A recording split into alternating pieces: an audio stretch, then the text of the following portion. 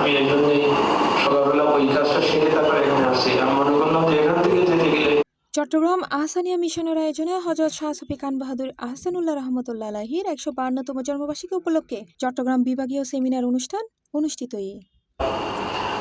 ব্রাহ্মণবাড়িয়া, কক্সবাজার, নোয়াখালী এইসব বিভাগগুলোতে সব মিলে ২৭টি আহসানিয়া শাখা মিশন আছে।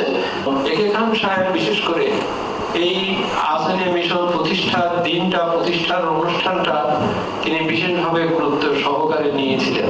মানবর সামাজিক ও আর্থিক উন্নয়নে তার অবদানের স্মরণ করি তার ১৫২তম জন্মবার্ষিকী উপলক্ষে ডিসেম্বরের ১৩ তারিখ শনিবার সকাল ১০টায় নগরীর হোটেলের উগ্র হলরুমত হযরত শাহ সুফি খান বাহাদুর আহসানুল্লাহ রহমতুল্লাহ আলাইহি সমাজ ও মিশন ভাবনা শীর্ষক চট্টগ্রাম বিভাগীয় সেমিনারের আয়োজন করা।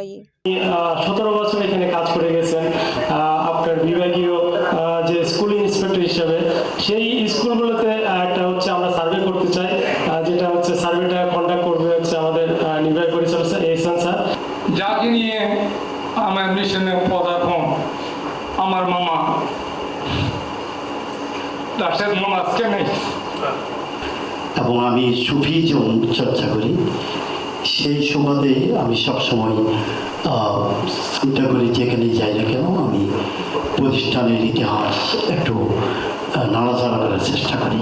চট্টগ্রাম আহসানিয়া মিশনের পরিচালক ও সহসভাপতি হোটেল আগ্রাবাদ শাকিল নওয়াব আলীর সভাপতিত্বে নলতা কেন্দ্রীয় আহসানিয়া মিশনের পৃষ্ঠপোষকতায় চট্টগ্রাম আহসানিয়া মিশনত আয়োজিত এই সেমিনারত প্রধান অতিথি হিসেবে উপস্থিত আছেন দৈনিক আজাদী সম্পাদক আলহাজ M A Malek, doctor Ehsanur Rahman, নির্বাহী সদস্য চট্টগ্রাম আহসানিয়া মিশনের।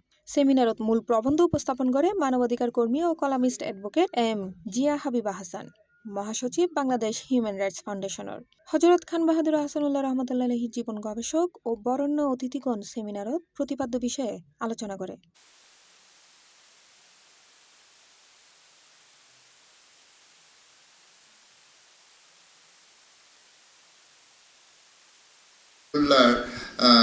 কাজের বিস্তৃতিটা কত বড় ছিল এবং কত আগের ছিল সেটা খুব সহজেই বোঝা যায়। উক্ত অনুষ্ঠানত কুরআন তেলাওয়াত করে মাওলানা মোহাম্মদ হারুনুর রশিদ চৌধুরী, স্বাগত বক্তব্য রাখে আলহাজ গোলাম ওয়ারেস মুক্তা, সাধারণ সম্পাদক চট্টগ্রাম আহসানিয়া মিশনের। মূল প্রবন্ধ উপস্থাপন করে অ্যাডভোকেট এম জিয়া হাবিবা হাসান, বিশিষ্ট মানবাধিকার কর্মী ও কলামিস্ট, মহাসচিব বাংলাদেশ হিউম্যান রাইটস ফাউন্ডেশনের।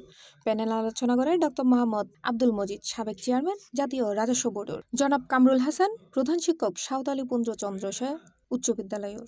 যে চট্টগ্রামের সাথে ওনার যে একটা সম্পর্ক এবং ওনার আধ্যাত্মিক বিকাশের ক্ষেত্রেও চট্টগ্রামের একটা বিরাট প্রভাব আছে।